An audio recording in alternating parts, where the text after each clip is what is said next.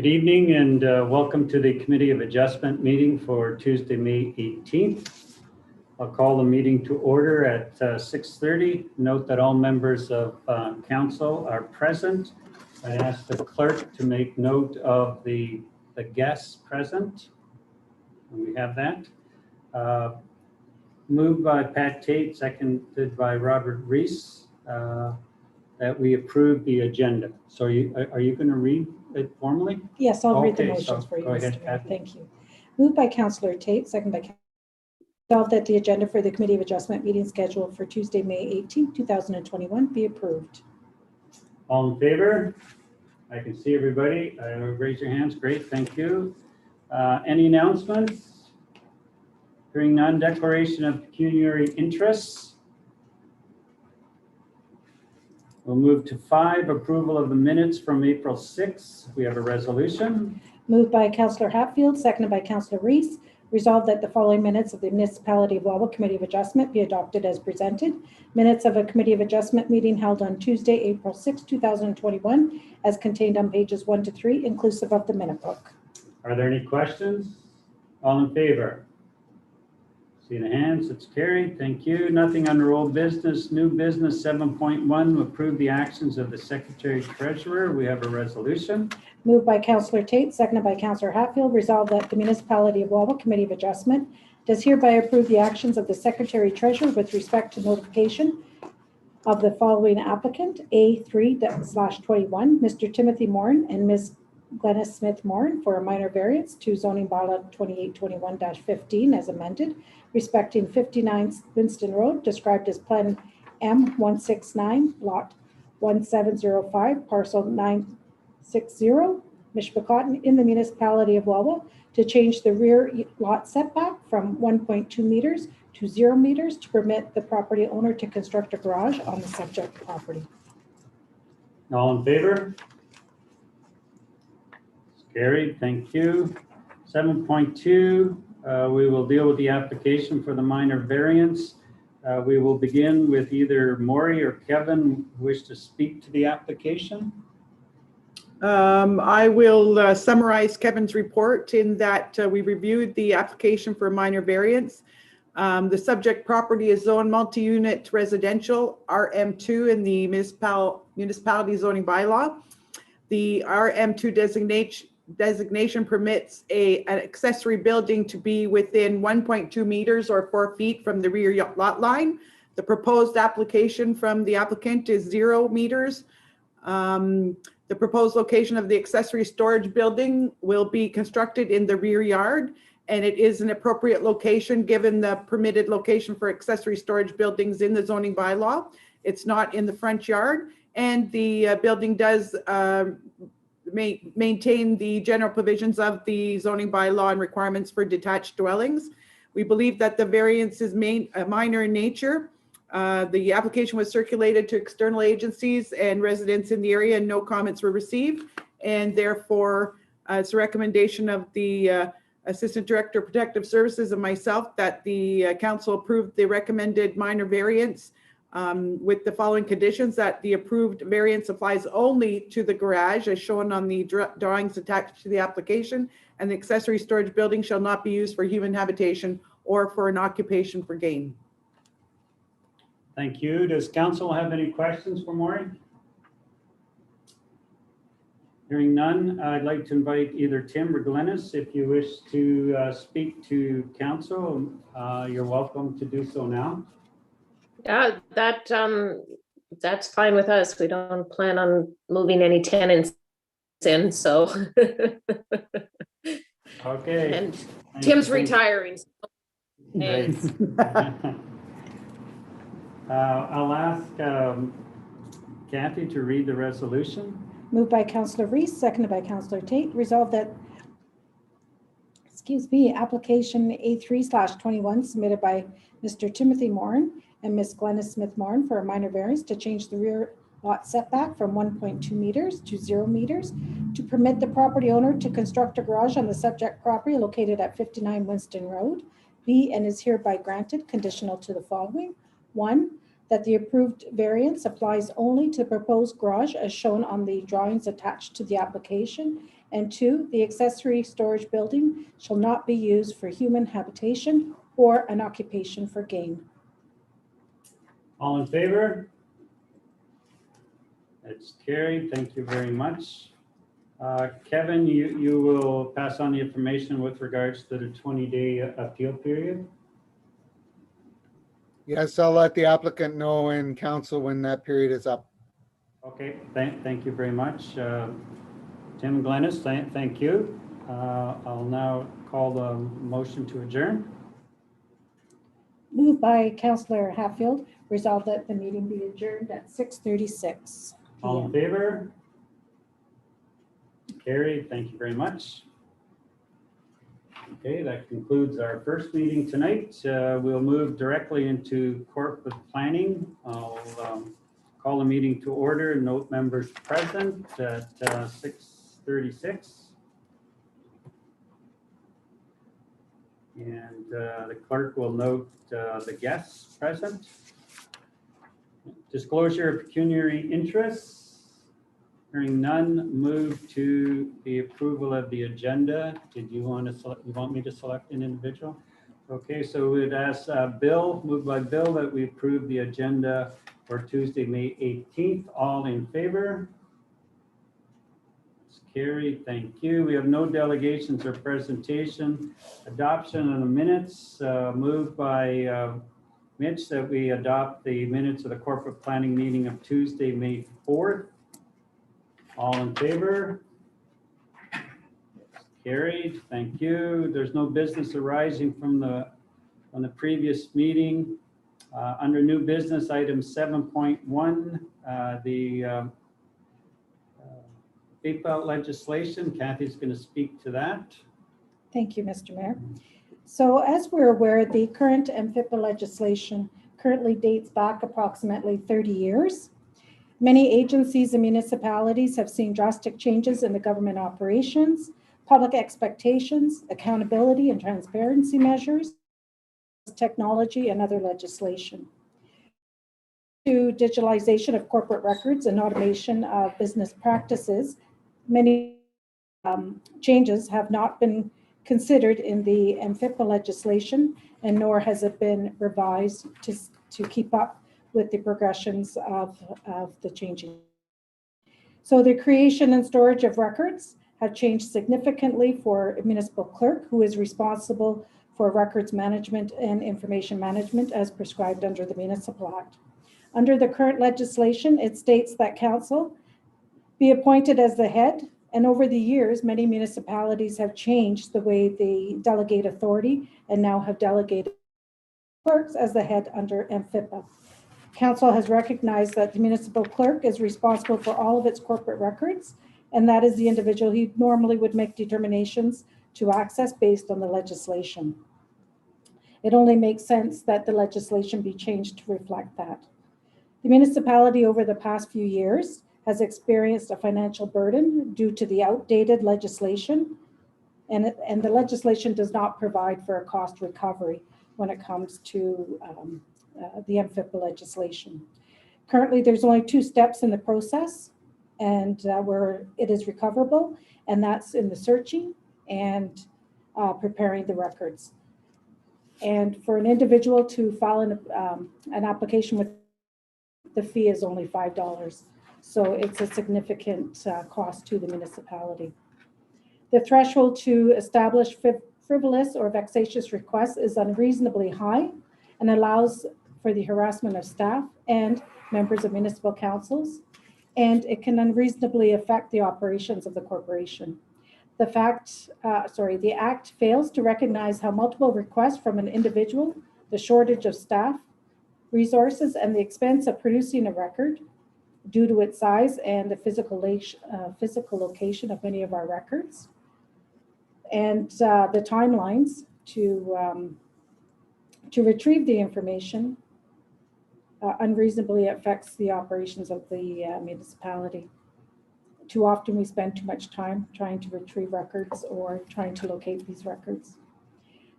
As we all know, the name of the requester is not permitted to be disclosed to anyone except for the head and the municipal clerk.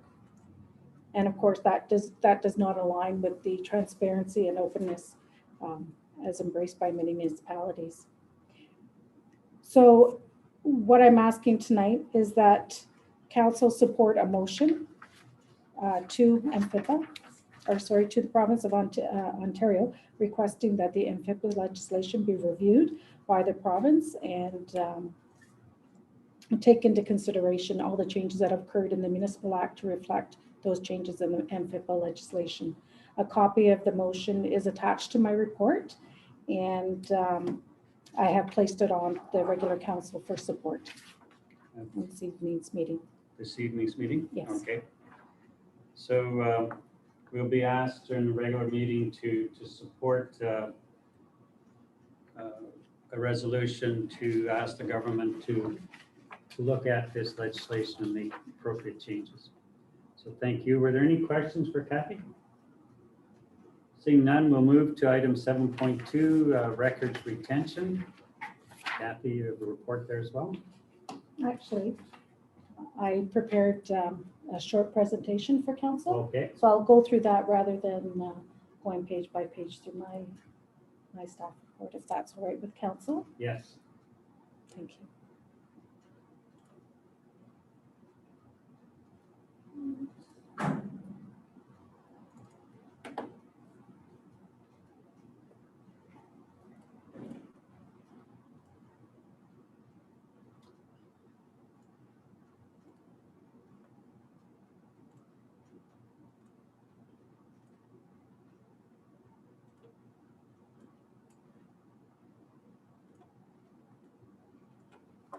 Okay, thank you.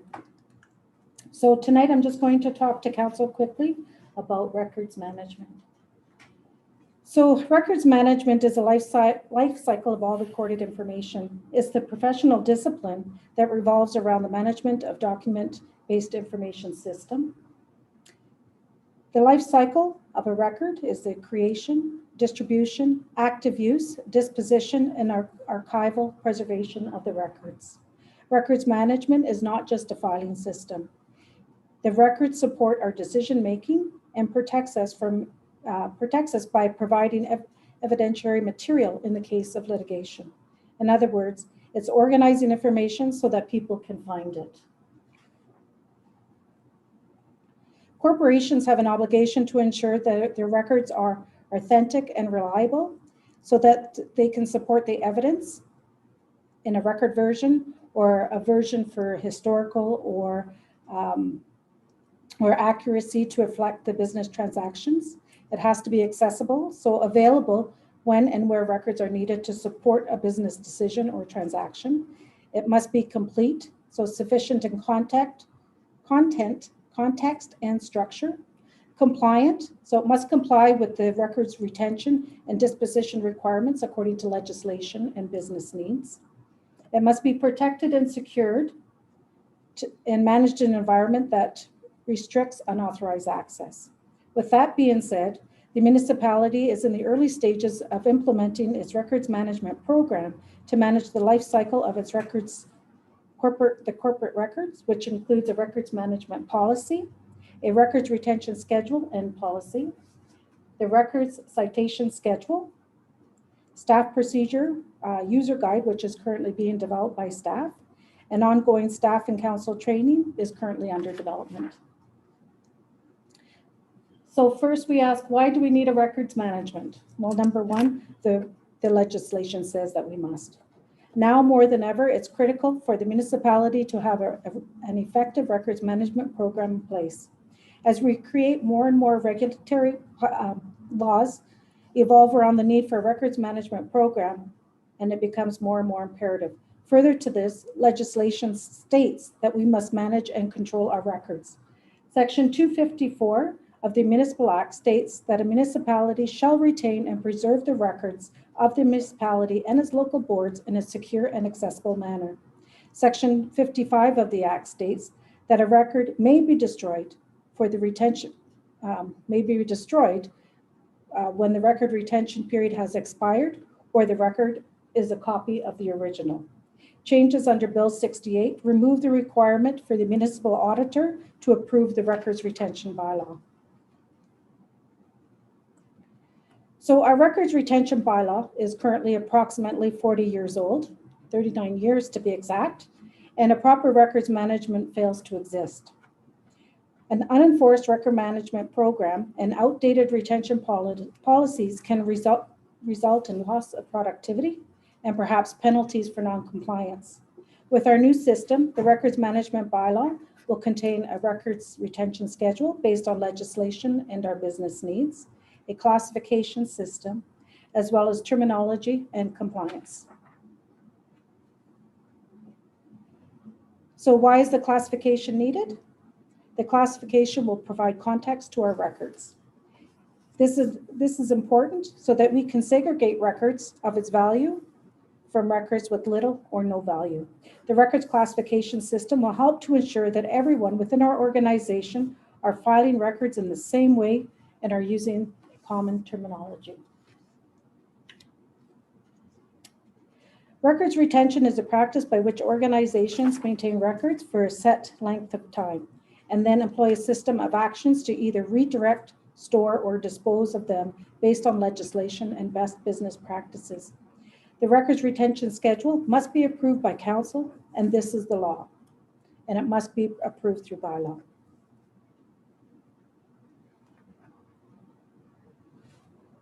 So we ask ourselves, what is a record? So a record could be correspondence, a memorandum, a book, a plan, a drawing, a diagram, a videotape, a microfilm, a readable record, any type of record of physical form or characteristics, and that includes official, permanent, and transitory records. They are subject to the regulations as contained in the Municipal Act, and any record that is capable of being produced in any form, machine readable record, and under the control of the institution by computer hardware or software is considered a record. So official records means it's recorded information in any format or medium that documents the municipality's business, activities, their rights, their obligations, responsibilities, or recorded information that is created, received, distributed, or maintained by the municipality in accordance with its legal obligations. Transitory records means an email, a voicemail, a text message, any record that is of a temporary nature. That could include duplicate copies of information, telephone messages, working papers, miscellaneous notices or memorandums, external publications, records of reference, unrelated to municipal business, unsolicited advertising information, or tapes or notes from a meeting for which minutes or reports have been adopted or finalized. So those are the different types of transitory records. So on this slide here, I wanted to show to council a snippet of the proposed record retention schedule. This is prepared by the information professionals who created and maintained the TOMRUMS program, a company which we have hired to prepare our records management retention schedule and policies. So at the center of our records management program is our records management policies. These policies will define what information our organization must keep as a record, the procedures for managing these records, their retention periods, and procedures for secure destruction. It outlines the roles and responsibilities for directors, employees, the municipal clerk, and elected officials. The policy is mandated by council, thus requiring all members of the organization to adhere to the records management program. And this policy would be reviewed by council annually. The records management procedures, this is the process for creating a records management procedurals manual, which is standardizing the procedures through the classification of records, the naming of labels, and filing of records. This type of system would be used throughout the entire organization using standardized products. The manual would address the security, the storage, and access procedure, email management, records destruction, and annual review. Part of the records management policy, we have a section in there with respect to the ownership of records. and I really wanted to point this one out to council. All records created, received, or maintained by the employee or a member of council of the corporation in the course of carrying out their duties are the property of the corporation. This includes records held in their personal electronic devices. No officer or employee has the right, by virtue of their position, any personal or property rights to these records. They are owned by the municipality. Every officer or employee, including members of council, shall deliver to any successor all records pertaining to their position held as an officer or employee. And that would be stated right in our policy. So the third step in the records management program would be records destruction. And that would be based on our records management bylaw, our records management policy. It would describe the process that will be used to destroy those records and how they will be disposed of following the retention period. The transitory records may be destroyed at any time once they have fulfilled its purpose, so we don't need to retain those ones. No official record shall be destroyed until it's first classified in the records retention schedule and reviewed. No official record will be destroyed unless the record retention period has expired. All records shall be destroyed in a manner that preserves the confidentiality of any information contained in those records. And no official record shall be destroyed without proper authorization. Any records pertaining to litigation or pending litigation or investigation cannot be destroyed until those records are no longer needed in that case. We would also retain records and preserve them for archival purposes. So just a quick review of the life cycle of a record. So we create the record, we distribute or use the records, we place them into storage. Those inactive records would remain in permanent storage until the records retention period expires. Then they would be disposed of or placed into permanent archival preservation. So going forward, the new records retention and records management program be adopted by council to ensure the municipality follows the legislative disposition provisions for protecting operational history, and the records management program be implemented, and any older documents be reviewed as time permits. This process will allow us time to work on our current system and then work towards preserving our older records that are currently sitting in storage. And then eventually we're going to move to an online records filing system once we choose a vendor, which will be later in the year or in early 2022. So in summary, with the new records management system, we will be in compliance with provincial legislation.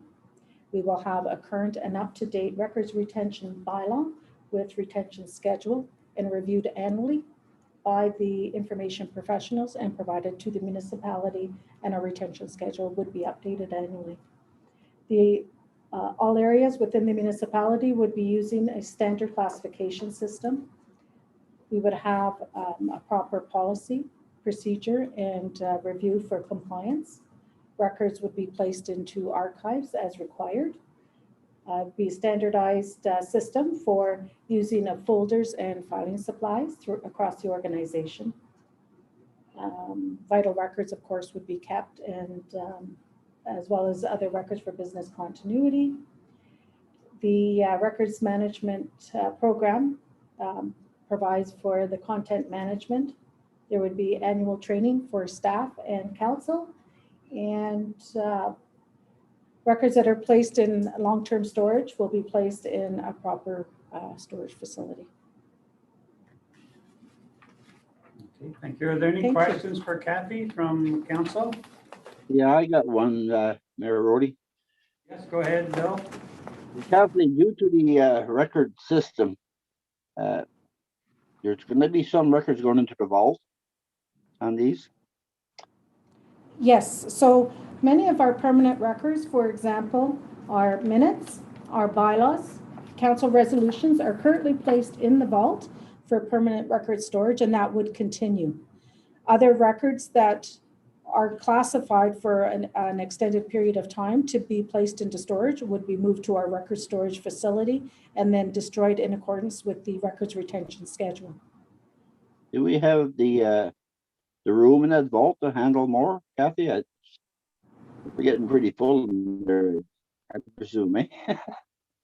So with that being said, Bill, Councillor Chasson, we would be required to clean out some of the records that are contained in those bylaw file folders, because there is a lot of duplication and copies of memorandums and other documents, and we can destroy those duplications, so it should free up some space in our vault. You get your work cut out for you, girl. Thank you. Thank you. Any other questions? I have a quick one, Mayor Rhodey. Okay. Kathy, I've seen the filing system in the back, and it's horrendous, the amount of work that's there. I don't really know how everybody's going to catch up on all that. Do you think we might be able to hire a trainee or somebody to help with that? Because I just don't see where you guys have all the time. So Councillor Hatfield, what we're proposing is that this would be on a go-forward basis rather than going back. And when time permits, so when the time permits, staff will start to go back through some of the older records. If we recognize that some records can be destroyed based on our records retention bylaw, that will be done immediately versus holding on to those records. It's going to be a tremendous amount of work. It'll take many years to clean up, but with patience and time, we will get this system cleaned up. Thank you. Thank you. Seeing no other questions, we'll move to item 7.3, OPP Detachment Board. Mr. Mayor, can I just make Oh, one more sorry. comment? So Yes. at the regular meeting for tonight, I have brought forward the records retention schedule, and that was provided to us by the information professionals or TOMRs. So I am hoping that council will, sorry, it's not on tonight. I'm hoping that council will consider it for the June 1st meeting, Okay, as well as the retention policies or record management policies for June the 1st. My apologies. all right. Thank you. So we're moving to item 7.3. Yes, thank you, Mayor. 7.3, the OPP Detachment Board. Okay. I have a report for council with a recommendation, and the purpose of the report was to follow up on our previous discussion about the Superior East OPP and the proposed new detachment board to be formed in 2022, which would see the disbandment of the Wawa OPP board. The proposal I have in front of you includes the following communities: Chapleau, White River, Hornpain, Duberville. It includes Michipicoten First Nation and Hornpain First Nation, along with Wawa, who have until June 7th to provide a proposal to the Solicitor General for the formation of a new OPP detachment. And in the proposal, we would outline how that detachment would be formed and who would sit on that board. The Solicitor General is developing OPP detachment boards throughout the 326 municipalities and 43 First Nations that are receiving direct or indirect services from the OPP. And these regions, detachment regions, are being strongly encouraged to create at least one detachment board per detachment area. In our region, we've had a successful meeting with all the mayors and chiefs of our communities, who discussed the composition of a new board and what they would like to see. And the boards have to have a minimum of 5 members with 20% community representation and 20% provincial representation. Those would be provincial appointees appointed by the ministry. Names are not required at this time, but the municipalities at their previous meeting, where unfortunately Wawa mayor or council were not present, Each community got together, discussed the proposal, and agreed that in the spirit of cooperation amongst all communities, that each community desired to have one representative from their community appointed to the Superior East New Detachment Board. The OPP detachment boards are still under consideration by the ministry in terms of all the rules and regulations and budgeting. However, the OPP detachment boards will include the following responsibilities. They will be responsible to establish local and regional policies in consultation with the detachment commander with respect to policing in the areas receiving policing. At this time, the current funding formula would stay in place, whereby each community would pay for its share of OPP policing costs. The new detachment would be responsible to ensure that there are local and regional action plans prepared by the detachment commander that would be based on the objectives and priorities set by the board as expressed in community safety and well-being plans. The new detachment board would assist the commissioner with the selection of new detachment commanders, and they would provide an annual report to the municipalities band council serviced by the OPP. That's just a very quick summary of some of the roles and responsibilities of the new detachment boards. They would provide a venue for municipalities and First Nations within a detachment area to work together, to coordinate and collaborate. Currently, Wawa's just responsible for coordinating its own policing from its own community, even though our detachment board serves a wider area. So this is a similar process happening in Ontario. So it's understanding that there'd be no change in the OPP billing process, but we would work more as a region when we develop a new board. For council's consideration,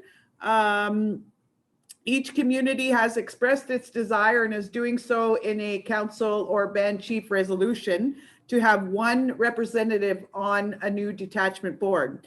So Wawa assumed the lead role in reaching out to these communities and was appointed as the coordinator on behalf of our region in replying to the Solicitor General by June 7th.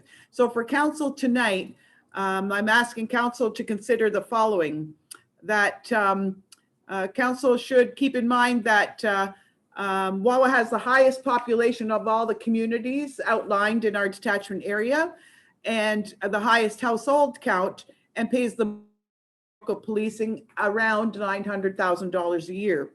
The populations of the other communities in total equal about 7,100 people, and Wawa represents between 35 to 40% of that population.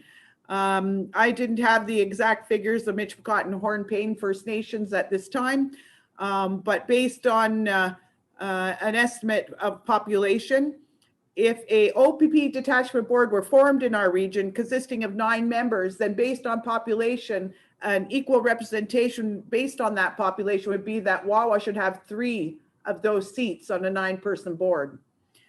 But there are concerns regarding the OPP detachment board and the fact that a proposal to form a new detachment board must be submitted in full cooperation and agreement with all communities. If Wawa Council was not in favor of joining the other communities in a proposal, then it would be left out. It would not respond to the Solicitor General's request, and then the Solicitor General will determine for council in Wawa what its representation would be.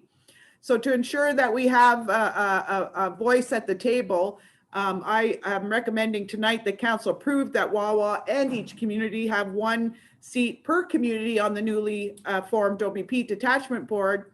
However, with the proviso that the province with appointing 2 representatives to the board, so there would be 1 representative per community, that would be 7 people. 20% of the board would have to be provincial appointees. That means 2 more appointments to the board would be provincial appointees for a total board of 9 people. That council requests that a minimum of 1 of those provincial appointees be a Wawa representative. That would ensure that Wawa has 2 voices or votes on a new detachment board. At this time, we will be meeting with our regional partners again on May 27th to review the outcome of council's decision and the other communities. And if we're all in agreement, a detachment proposal is due by June 7th. Thank you, Mayor and Council.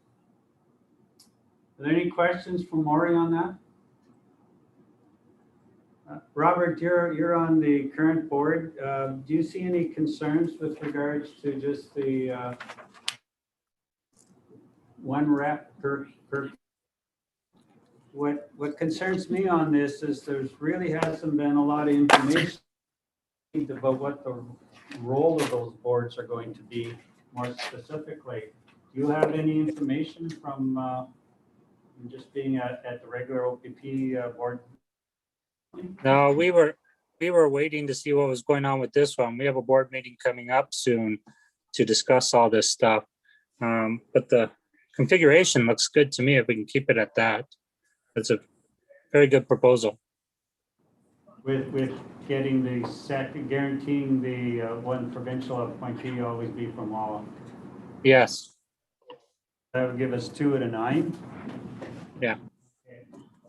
Yeah, that would certainly reflect far more our participation in terms of size.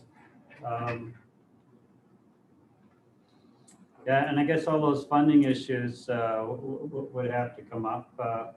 You know, it's interesting when it says that the board will help produce policy with regards to policing in the district. To what extent would policy created by other communities affect the policing costs in another community?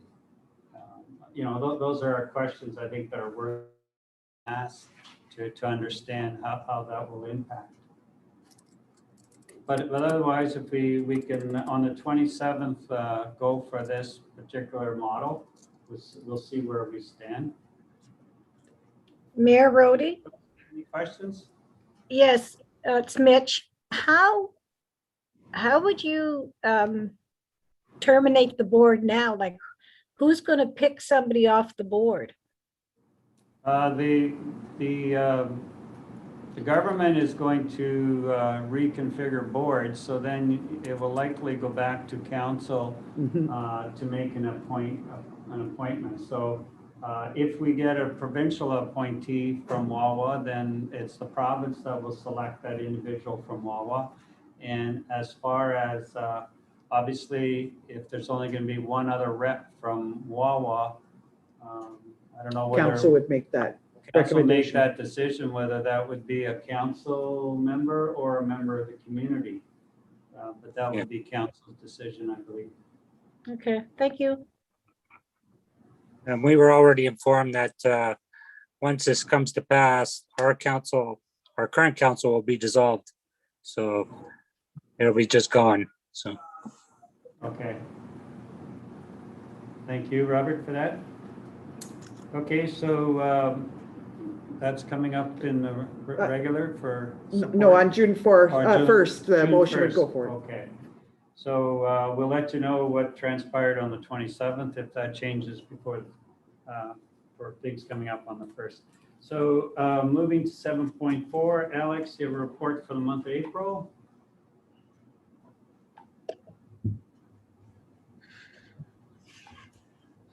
Can you guys hear me okay?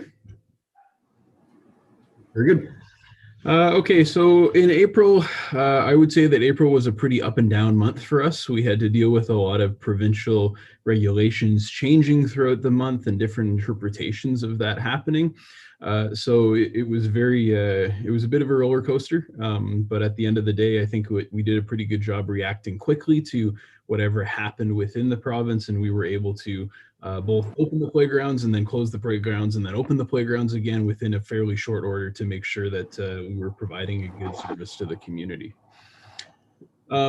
We had a pretty interesting April in terms of recreation programs. Of course, before the shutdown, we had planned for a full semester of recreation programs. And then once we were shut down, we had to move that online. It was something that, I'll be honest, we were particularly nervous about doing because it was very much seniors focused and we weren't sure how that would work. But I'm happy to report that we had a really, really good uptake. We've maxed out most of our sessions for seniors social and things like that were happening over Zoom. Zoom, which was something that it took a bit of staff time to connect some seniors online, but once we got people up and rolling, that it was very successful, and we're quite happy to be able to offer that. And those are programs that are offered through the Social Services Relief Fund. So there are no additional costs to the municipality for the extra time to set the programs up and organize them. All of that is being done essentially through that program. So in terms of the online portion of it, that's something that we're going to continue to do as long as we have a shutdown order in place. And we're also considering doing it afterwards, just in case there's people who are still nervous coming out in the community, as well as mix that with some traditional programming as soon as we possibly can. I think other than that, you know, everything else that we did was very much related to reopening everything, which is our traditional spring, reopening the playgrounds, doing some work at the Marina, you know, doing some of those bits and pieces that are what we would call an in-between season before we really get into the summer season of maintaining all of the tourism resources and grass cutting and things like that. Any questions? Anybody on council have a question for Alex?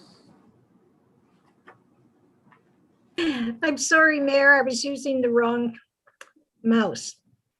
Alex, I see the garbage cans are up. Do you know when the benches, or is that Dan's? It is Dan's, but I do know that he was actually putting a bunch out today. So Okay. you should see some essentially today and tomorrow. Thank you.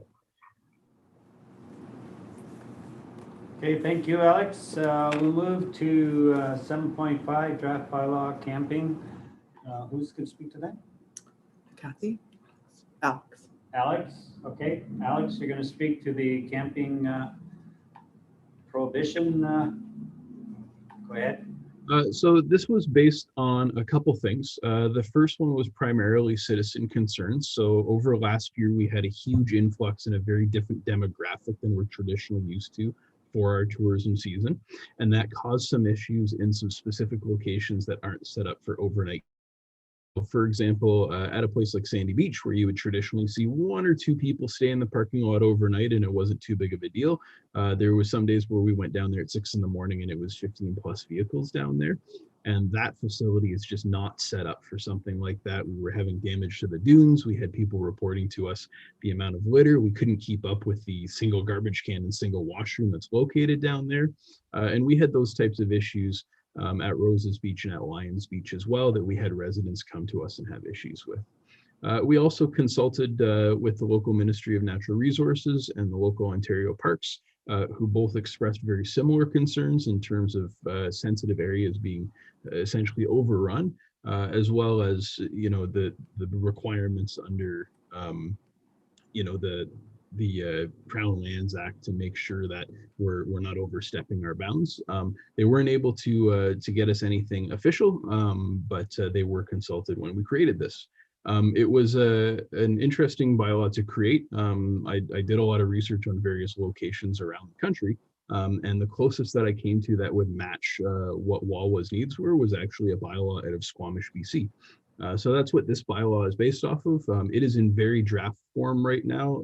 Kathy has been working with me, and I appreciate your help, Kathy, because she's made some changes to make sure that it matches the Ontario wording that's required. And so she has some updates. We've also had it pointed out, and thank you, Mr. Tate, for pointing it out, that we were missing a couple of places, such as William Teddy Park, that need to be in the schedule. And Mr. Dresky has made a nice map to go along with this. So the intent of this bylaw is basically to allow us to put no camping signs with an actual bylaw number on them in some of these sensitive areas specifically that we were having issues. We did some informal signage last year and we found that that was a pretty good deterrent. So this is a way to make it a little bit more formal. And if we do get into any trouble, it's something that we can fall back on to ensure that we are protected. Thank you. And once, assuming this all passed and signs are up, then it would be up to local police to ensure that the bylaw is followed. Is that correct, Alex? Best answer. Sorry, Kathy's got the best answer to that. Yes, that is correct. Okay. Would that be something that they would try to monitor, or they'd only respond to if there was a complaint? It would be complaint driven.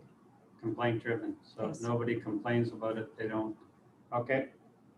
Realistically, what we found last year is even putting up some informal signage that curbed it down to manageable levels. Again, we don't have a massive issue with having one or two people in specific locations as long as they are respectful, but the volume is what we really had a problem with last year. So even just the signage alone will help curb that issue.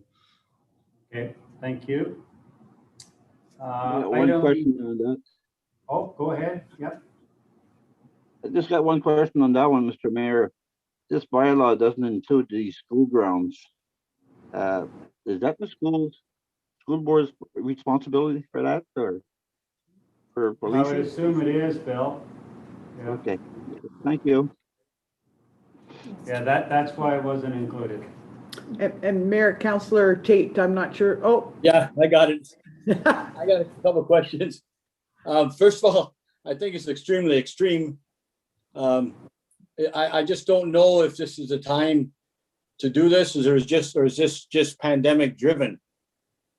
Like it seems like we're in the middle of nowhere, like between Thunder Bay and Sault Ste. Marie. And I know we can't have people parking all over the place, but I'm just wondering if we need to super rush with this because of this pandemic, and maybe this is over and it goes away and there's just a few here and there again. I'm not sure. But then also I have a question about William Teddy Park.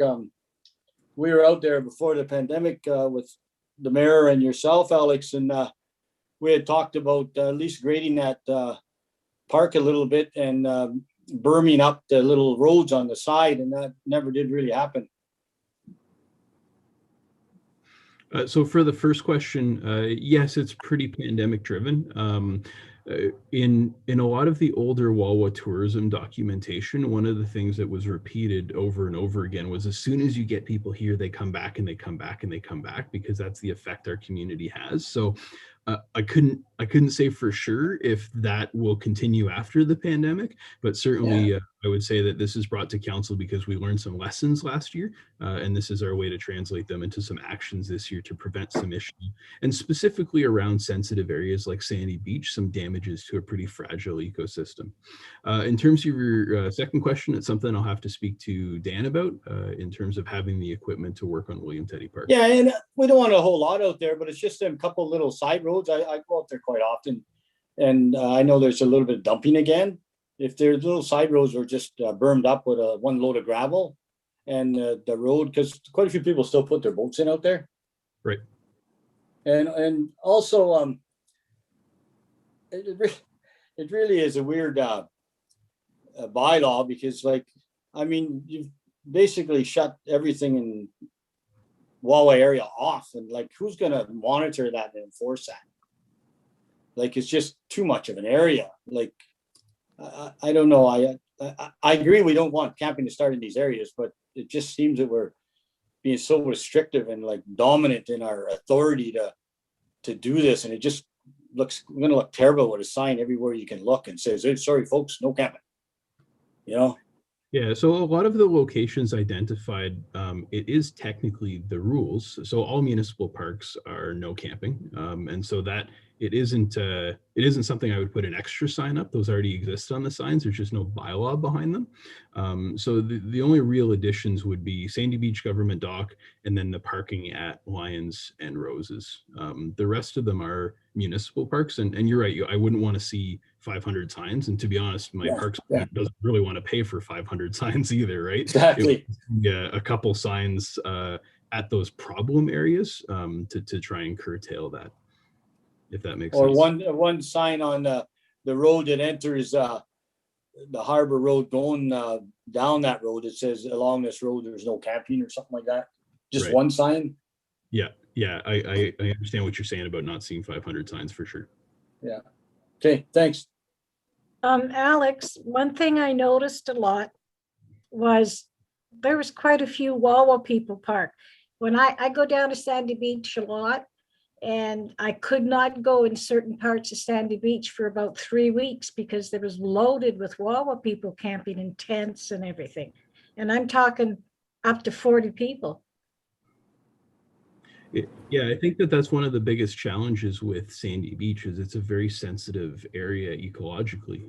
And so this isn't intended to stop locals from going there for the day at all. It's to stop specifically that overnight camping, that type of usage that is really harming the area. So there's no harm with, setting up your tent for the day on the edge of the beach. But when you have 30 or 40 people who are overnight or are there for several days, we were lucky enough. We have a good relationship with the local conservation area officers, and they were able to go and speak to certain people who were down there about how sensitive the dunes were. I've also got signage in the works from Ontario Parks to educate on that particular area and how sensitive those places are. So the hope is primarily to educate. The bylaw is essentially a fallback to make sure that if we really had to, then we have something in place already. Thank you. Questions, we'll move to item 7.6. I believe this is just an update of our community well-being safety plan, and so it's basically for information. We'll be receiving it later. So what I would like to ask of council is to reduce the number of members on the committee because we're having difficulty meeting quorum.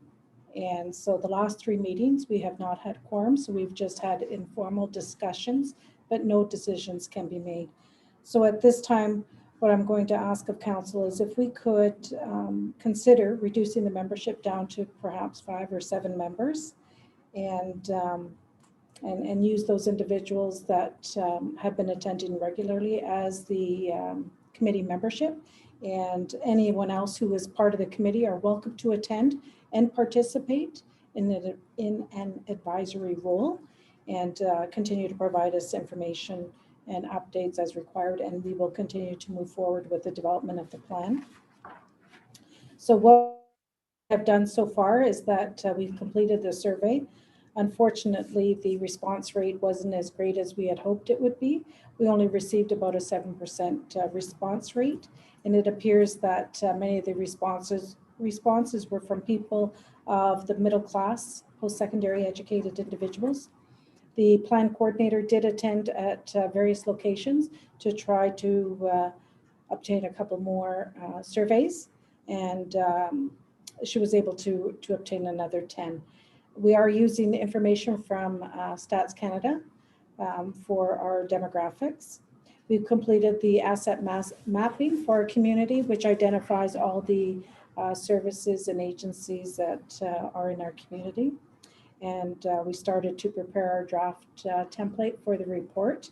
I will be asking the mayor and the CAO to prepare a short little message for inclusion in that report. And we hope to have something brought back to the council in June prior to the adoption on July the 1st. Okay. Thank you. Thank you. That will certainly, with a more manageable committee, we'll be able to make those final decisions and get that plan out for council's consideration. And I do have it on for tonight's regular council meeting for approval. Okay. Thank you. Municipal Marina operation update from Alex. You wish to go ahead? I'm going to share screen. Yeah, I've got a presentation if I can share my screen.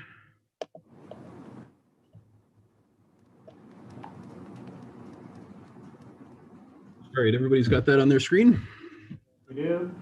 Okay. So please just jump in at any time if you'd like to ask a question or you have a comment or anything like that. What I've been asked to do here is it's partially to share an update, but it's primarily to speak about some of the reasons where, essentially why we got to where we're at the marina today. So it's been a multi-year process. I've got something because I couldn't do, the whole 50 years of the marina. So I started when I started working on this topic, which is in 2016.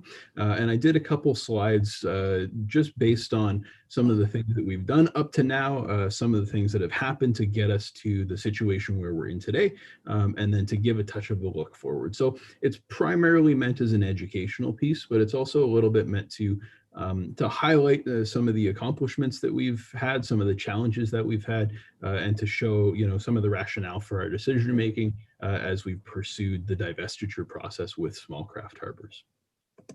So it's important to note that it's based on our observations, myself, my staff, as well as word of mouth from several sources, which include historical information for people who have been down there for quite a long time. But it is very much a perspective. I've found that the facility can be a little bit divisive in this community. And so the perspective is essentially ours as a department and mine specifically. I also referenced several reports and bylaws throughout this presentation. I won't talk about them individually and get into the nitty gritty, but at the end of the day, I've got some references there. So if any particular counselor is interested in where they can find more information or members of the community, because this is obviously broadcast to the public as well, then they can refer to those bylaws. I'm going to try and do this reasonably quickly. Maury gave me a challenge of 10 minutes, so we're going to try our best to make that happen. So in 2016, we had a whole bunch of complaints from the community. I was pretty new, so I went down there, started taking a look, and you can see by the picture the state that the facility was in. There was several unsuccessful refloating attempts of all of the docks, and there was a whole pile of health and safety issues that were at the facility in 2016. And so we as a staff began to investigate options and alternatives and what we can do to get the facility to a point where it's at a minimum safe for the public to use. In 2016, we also had no agreement with the marina operator, no written contract, which is something that was required under our lease from Small Craft Harbors. That lease from Small Craft Harbors also made it so that we retain all of the liability based on the lease agreement. We had a 60-30-10 revenue split, with 60% going to the operator, 30% to the municipality, and 10% to Small Craft Harbors. We were getting paperwork submitted, for all the slip bookings and things like that, but we had no formal reconciliation process for the facility. So in 2016, on the administrative side, the facility was very informal, and we were in fact in a breach of contract with Small Craft Harbors for the lease. So in 2017, we engaged the community. We took a lot of complaints from users, and then we tried to address them in a group setting. So instead of having individuals come into the office or give me a call and have any particular issue, we tried to sit everybody around the table and have a productive discussion about where we needed to go from here to make sure that the facility was safe primarily, but also sustainable. So this involved into an informal committee. It was not a committee of council until very recently. We called it a committee, which is something that I probably shouldn't have done, but it was a way to get everybody around the table and start working together with the community. So there's a whole on that table, concerned citizens, the operator, some staff, and it resulted in specifically some staff recommendations to the council at the time to address concerns around the facility. So in 2017, the council decided to put in some pretty significant funds to the facility, $105,000 to refloat 3/4 of the docks. It was a pretty significant project. It was done by an outside contractor, and essentially it was fully funded through the municipality. Because of our contract with Small Craft Harbors, we had all of the liability. We also had all of the responsibility to maintain that facility. And so that was something that essentially we had to bite the bullet and do ourselves. We also disposed of the broken assets in such a way that they were disposed of properly, which added another almost $20,000 to the bill when it came to all of the tires that were used as floats. So I would call it a pretty significant investment by the municipality to ensure the facility was safe and usable. In 2017, we also restarted the divestiture process. So this was, as far as I can tell, the third time we entered into the divestiture process. The times previous to that were unsuccessful. I say in the slide due to lack of a municipal commitment, there was a whole host of issues that prevented us from divesting. However, the records that I have on file from Small Craft Harbors list that as why the divestiture was closed. And that divestiture process was brought to council, and there was essentially a presentation regarding what the municipality was looking to do, which essentially was to take over the asset, but make sure that we're not taking over a liability and that we're actually taking over an asset. And that's the divestiture process that we are currently in. So in 2018, we instituted some more remediation work. As staff, we took a look at the process that was followed by the contractor who came up and said, hey, you know what, we can pretty well do that ourselves now that we've seen how it's done. And so we tackled dock number 4. So we made sure that all 4 docks were safe for users. There were some sections that we weren't able to fully repair, but that was documented to make sure that that doesn't hurt us in the divestiture process. We disposed of the additional broken assets. We also started to review the facility for further capital requirements. So if you remember a presentation to council a little bit ago, we gave council a laundry list of items that were subject to the divestiture funding application. This is where that started, was in 2018. We were discussing with the informal committee at the time, residents, ratepayers, about what they would like to see at that facility, what needs fixed, and starting to prioritize. And that list that you have in front of you a couple weeks ago was the result of that. We also completed some dredging permitting because the channel was starting to become an issue. However, we couldn't find a local contractor or an external contractor to complete the work. There was a whole host of issues around working in the water that there was a lot of hesitancy on the part of contractors to complete. In 2018, we also tackled the issue of a contract. As I've said before, Small Craft Harbors requires us to have a contract with any third party who does work for the facility in any way, shape, or form. That was also a portion that stopped us from pursuing the divestiture process. We needed to be in and fully complying with the contract with Small Craft Harbors that existed before we could continue with the divestiture process. So in 2018, we negotiated a great deal with the local operator. There were some things we agreed to, some things we didn't agree to. We changed the revenue split to a 50-40-10 split, which was a little bit more in favor of the municipality, but we were never able to come to an agreement on what that contract would contain. And unfortunately, we ran out of time at the end of the year. Staff also appeared that year on a federal committee to review Small Craft Harbors divestiture, and we made a presentation to a committee of the federal government regarding divestiture of small marinas like ours. In 2018, we also had the major issue of flooding. So there was 110 millimeters of rain in 3 days, and you can see from that picture, I was walking around up to my waist in the parking lot. There was some significant damage caused to indoor facilities, specifically the washroom building. We had an issue where a power shutoff also resulted in us discovering that the power of the marina facility was also attached to the operator's facility. And that was something that in further investigation, that's been the case since 1989. We also did a post-damage assessment on the facilities, and we raised some significant concerns about those facilities and started an insurance claim. Alex, is that power being resolved? Yes, it is. Okay, thanks. There was one thing I was waiting for the power, and that was actually something Kathy managed to get me this year. So now we're on our way. After the 2018 flooding, we had some negotiations with the insurance company that resulted in delays. So throughout the winter, the facility was closed, but there was no specific action plan because we were discussing it with the insurance agent. The facility obviously had more damage because with mold and with water intrusion, anytime that you have a delay in any actions, that's going to cause further growth. We discovered during that time, during some of our investigations, that no assessment or remediation was done in previous flooding attempts. So this had happened a couple times before this level of flooding, and there was no true assessment of the facility at that time. In 2019, the insurance claim was finalized, but no remediation work occurred. And the primary reasoning on that was essentially that the facility is still subject to those sorts of issues. So with the remediation work being pretty pricey to the tune of $30,000, it wasn't a wise spend considering it could just happen again in next year or next couple of years. So in 2020, we decided to rework the 2018 agreement to make sure that the payment process was transparent and accountable. And that was primarily due to the amount of citizen inquiries that we got surrounding that issue in particular.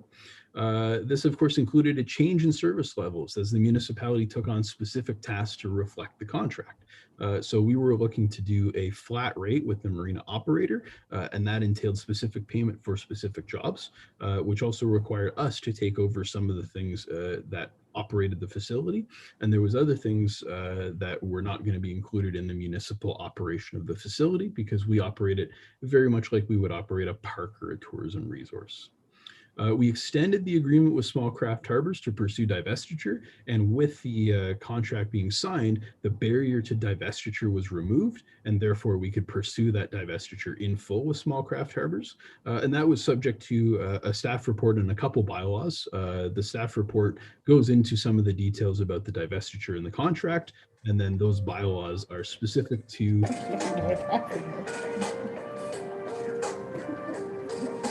Can't turn it off.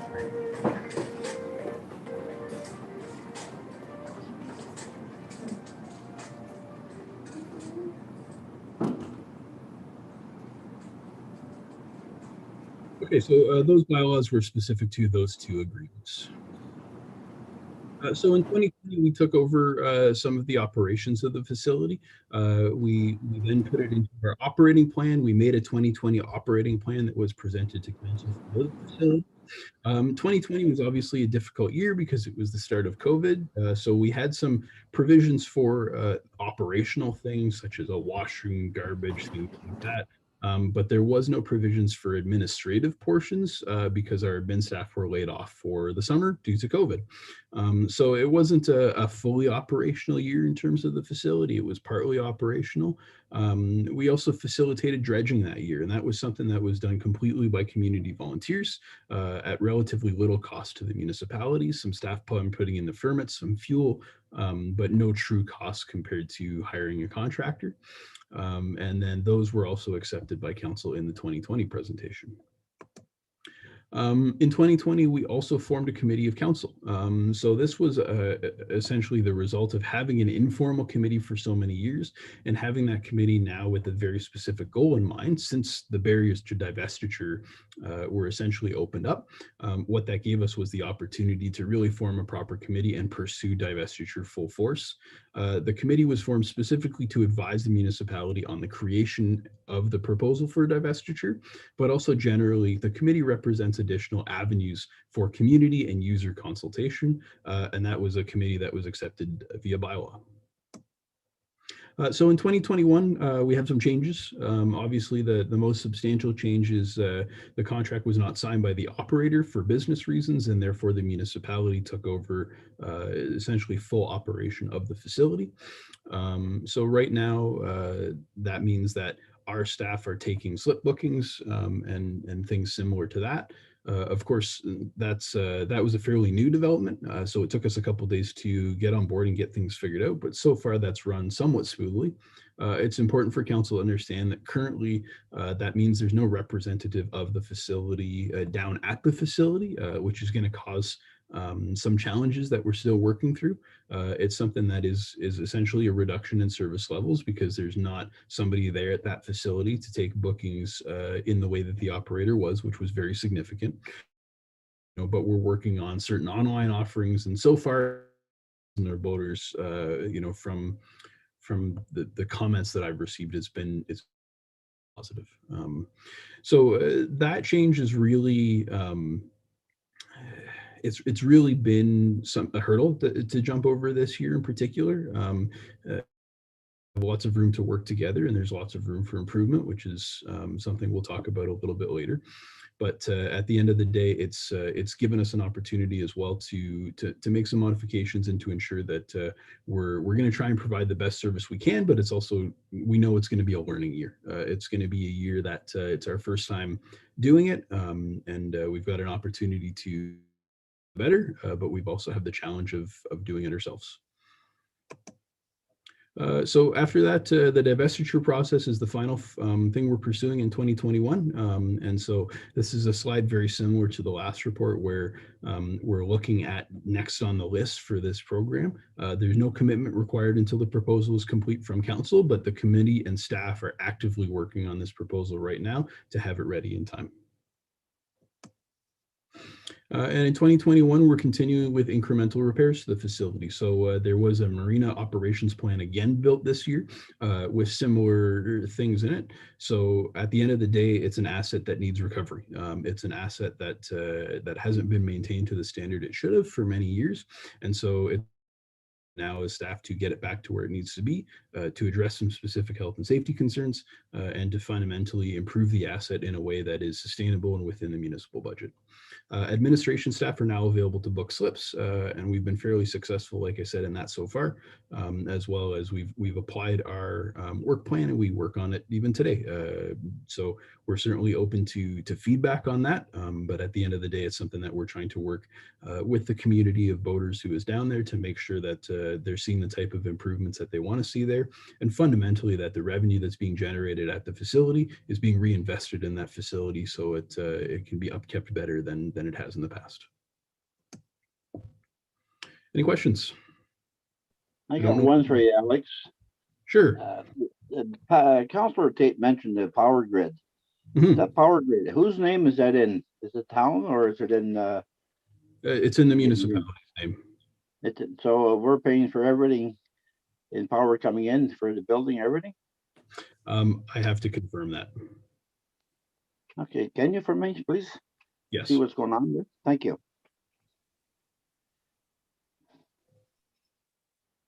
I got a question there, Councillor Tate.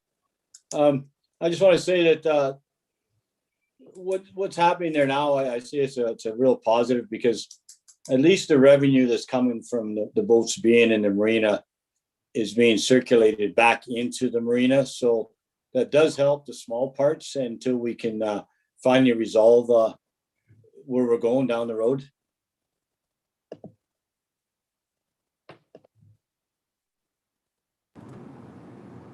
Yeah, thanks, Pat, for that comment. I certainly agree. If there are no further questions, thank you, Alex. Very informative presentation.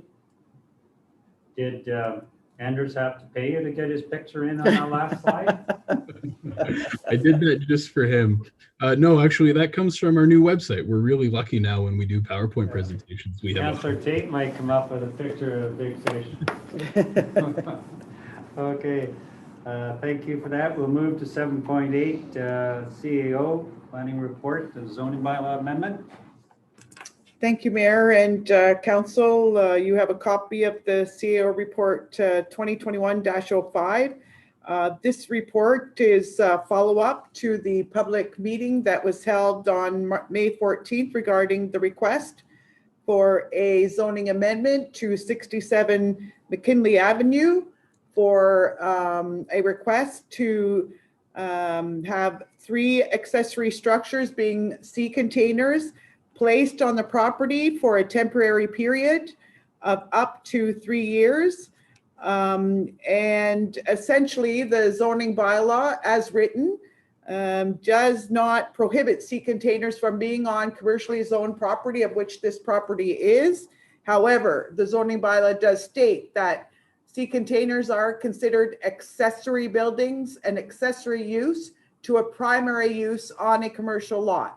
So a lot should not be used just for accessory buildings, but sea containers can be used when there is a primary use on the property. So the zoning request was for council's consideration to pass it for a temporary period, a bylaw to allow just the sea containers to be on the property.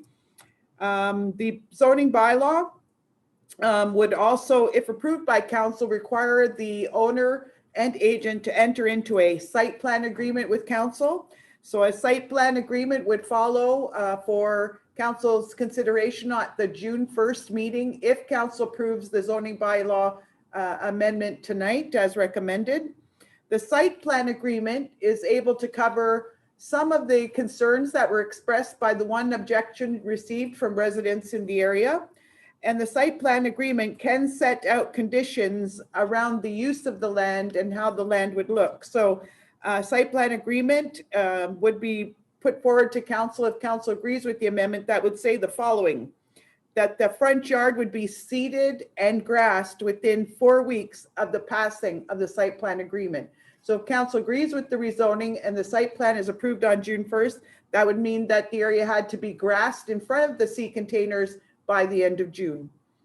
Selections of bushes and small trees would be planted in the front yard to partially cover the sea containers within 4 weeks of the passing of the agreement. Again, that would mean at the end of June, if council agreed, We would have the area grassed, seeded, and some small bushes and trees placed in front of the sea containers. This would help to blend the area with the residential use surrounding the property. It is also recommended that the sea containers would be screened from view or painted the following colors: a dark green, gray, or dark brown. The accessory storage units would be painted again prior to the end of June. Any lighting to be placed on the site would be illuminated towards the ground and not cause any impact to the surrounding residential neighbors. And finally, that is the recommendation of staff that if council agrees, that the sea containers on the property would be removed within 24 months or 2 years of the passing of the zoning bylaw amendment. And if the owner failed to remove the sea containers, the municipality would do so and add it to the owner's property taxes. So the report that I've presented to council provides background to the request, explains how the zoning bylaw is worded. And again, the zoning bylaw does state that sea containers are permitted in commercial industrial zones, and they are only to be placed in residential zones for temporary periods during construction. So sea containers are not permitted in residential zones. Only they can be placed when when a resident is renovating their building. But in commercial zones in which this property is, they are permitted. But again, they have to be subordinate, incidental, or accessory to a permitted use on the lot. Council is aware that there was one public meeting comment that was concerned about the additional traffic generated by the use of the sea containers, the appearance of the site, which is located in the middle of a residential area, and impact on surrounding property values, as well as they believe that the proposed length of time for the temporary zoning, which could be up to a total of 6 years, was too long. Staff reviewed those public meeting comments, met with the agent, and reviewed the zoning bylaw, the official plan, and requirements of municipal council's planning documents.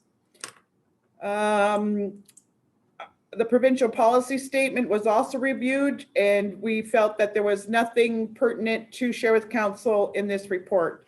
So the proposed amendment to the property does reflect an economic reality that's happening in Wawa and in the province as well, where sea containers, aluminum buildings are becoming the preferred mode of construction, and sea containers are becoming very popular, partially due to the fact that the cost of lumber is very expensive, but also that we find that during COVID, more people are staying at home and they're using their money for boats and skidoos and a lot of accessory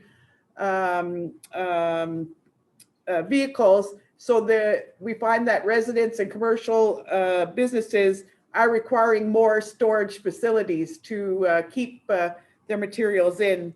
Sea containers are relatively inexpensive, and they are low cost from a property tax assessment impact. The property tax, the MPAC office has reviewed sea containers and the property taxes, and certainly a sea container can add a value of somewhere between $2,000 to $5,000 on the assessed value of any property.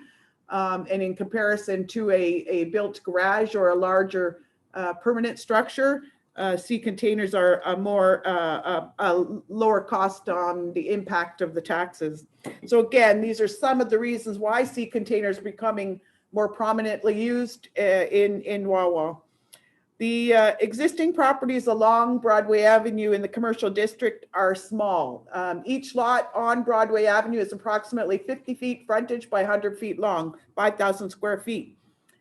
Back when Broadway Avenue was developed, the zoning bylaws of the day permitted that the lots be covered by 100%. So you'll find on Broadway Avenue that the buildings that are present cover the entire lot area. As time has gone by and businesses realize they need more storage area, they normally aren't finding that storage area on their lot because they built on the lot. And this is what's happened with this particular agent, the Canadian Tire building. It's certainly undersized for today's current needs and has a lack of storage space on its property, which is not easily found along Broadway Avenue in our downtown area. So in the past, when Broadway Avenue was growing, the official plan and the zoning bylaw envisioned that the, what I will call the east side of McKinley Avenue was zoned and designated in the official plan as commercial area.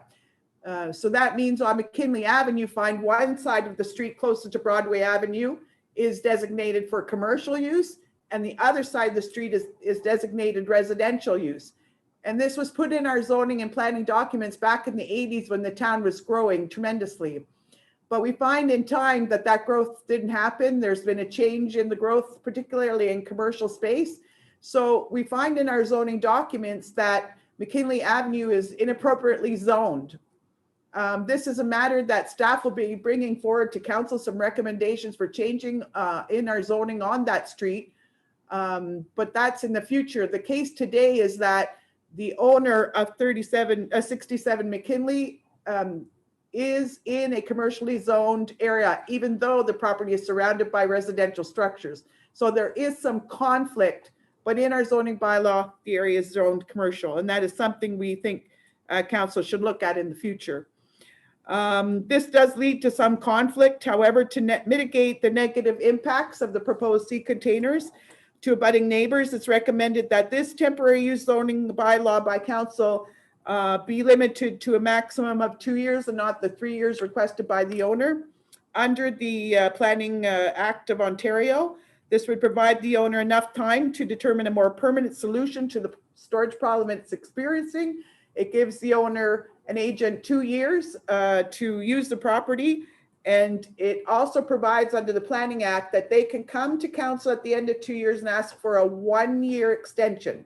So the maximum these sea containers would be allowed on the site would be a maximum of 3 years, but that would be subject to council's approval at the end of 2 years. So in approving and examining all the planning documents, it's staff's recommendation that council approve the zoning application at the request for 3 sea containers to be placed upon the property for a temporary use of a maximum of 2 years. Thank you. Thank you. Maury, any questions for Maury? This the one, Maury, is to say you're taking it down from 3 years to 2 years. What I understand, the Canadian Tire probably is looking to build maybe a better building in the future. Just observation there. So you might hurt them by doing that. That's only my opinion now. So I just want to put it out there to the. Yeah, Bill, they will have the opportunity to apply for a 3rd year. There's 2 guaranteed if we pass the amendment, and they can apply for an extension of 1 year. So they would get a total of 3. That's understandable. Okay, thank you. That will be coming up in item 13.4 in our regular meeting. All right, if there are no further questions, we have no in-camera, no business arising. Our next meeting is Tuesday, June 1st.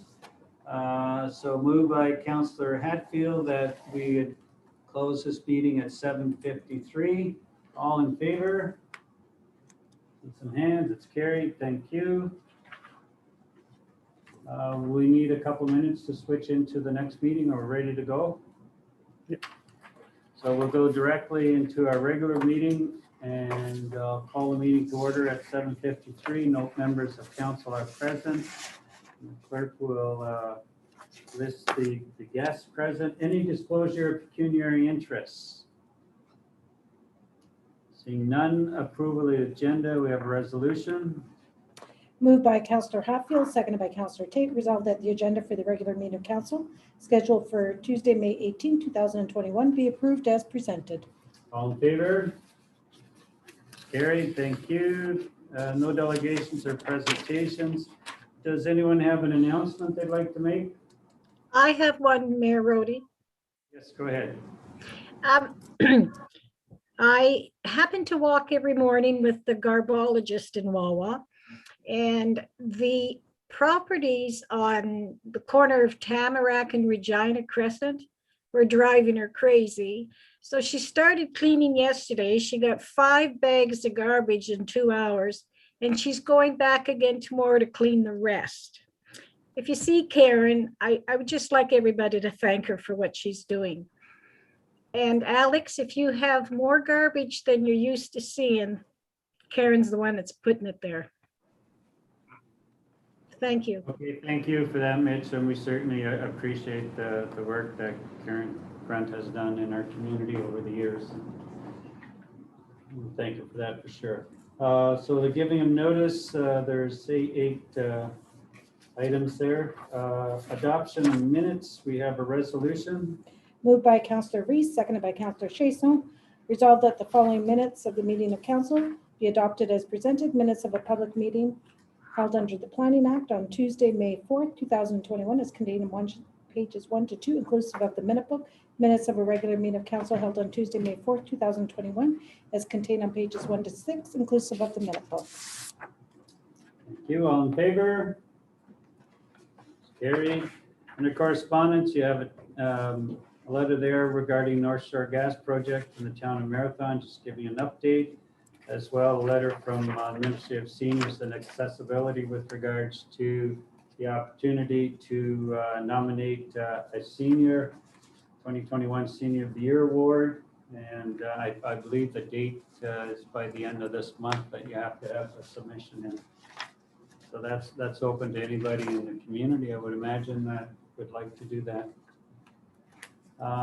We have a resolution to approve the consent agenda. Moved by Councillor Hatfield, seconded by Councillor Tate. Resolved that the items listed under consent agenda, items 8.2 to 8.6, be approved as recommended. All in favor? Carried. Did you have a specific one for 8.2, or that's included? No, 8.2, there was a motion there. Okay, thank you. Number 9, a resolution to accept the staff reports. Moved by Councillor Chason, seconded by Councillor Tate. Resolved that the Council of the Corporation of the Municipality of Wawa does hereby receive the following staff reports, a copy of which are attached here too. A, CAO 2021-04, OPP Detachment Board. B, CAO 2021-05, Planning Report, Zoning Bylaw Amendment. C, AP 2021-08, Report for the months of April 2021.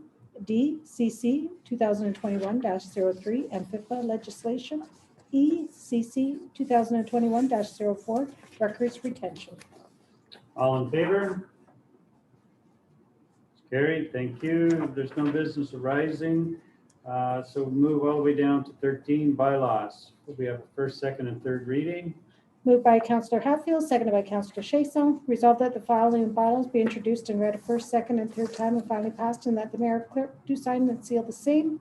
Any rule this council to the contrary notwithstanding. Bylaw number 3393-21 to confirm the proceedings of council held at its meeting held on the 18th day of May 2021. Bylaw number 3395-21 to adopt Municipality of Wawa policy number PE-05 property standards. Bylaw number 3396-21 to amend bylaw number 2821-15 as amended, the zoning bylaw for the Municipality of Wawa with respect for a temporary placement of 3 CCAN containers on the property located at 67 McKinley Avenue in the Municipality of Wawa, District of Algoma. Bylaw number 3397-21 to establish and appoint a Community Safety and Wellbeing Plan Advisory Committee for the Municipality of Wawa. Any questions? All in favor? It's carried, thank you. We have a motion to go into closed session. Moved by Councillor Reese, seconded by Councillor Tate. Resolved that the committee proceed in camera at 7:58 p.m. in order to address the following matters pertaining to 1, a legal issue, 1 item, it's a legal opinion, advice that is subject to solicitor-client privilege, including communications necessary for that purpose. 2, a legal issue, request to purchase property. There's 2 items, a proposed or pending acquisition or disposition of land by the municipality or local board. 3, council procedural matter. There's 1 item, personal matters about an identifiable individual, including local or municipal board employees. And 4th, a legal issue. It's 1 item, it's a citizen concern, personal matters about an identifiable individual, including municipal or local board employees. All in favor? carried. Just for Alex, if you want to stay on, we'll deal with 7.3 first, and then you could sign off, and council will deal with the other 4 items. So will it take us a minute or two to transfer over? So just be patient, and we'll be getting right back to you.